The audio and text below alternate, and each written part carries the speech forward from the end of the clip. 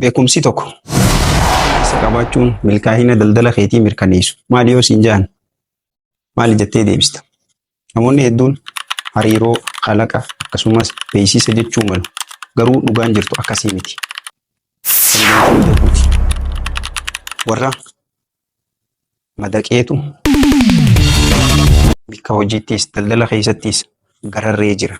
Akkamiin yoo jettee gaafa jijjiiramni gabaa dhufu, roora'iinsi diinagdee akkasumas balaan uumamaa dhuftu warri dandeettii madaquu qabu tarsiimoo isaanii haala yeroon barbaaddu waliin waan dafanii wal simsiisaniif dursanii rakkoo gara carraatti jijjiiru. Fakkeenyaaf yeroo koronaan dhufu daandiin xayyaara Itoophiyaadhaan yeroo daandiileen xayyaara biyyoota addunyaa hedduun kasaaraa keessa jiranitti tarsiimoo isaa namoota geejjibsiisuurraa gara geejjibsiisutti jijjiiruudhaan yeroo daandiiwwan biraa kasaaraa keessa jiranitti inni bu'aa guddaa buufatuu danda'eeti jira. Kanaafuu dandeettii madaquu gabbifatu warri dandamatu warra jabina guddaa qabu yookaan warra sammuu guddoo qabu miti. Warra dandeettii madaquu qabu ja'a.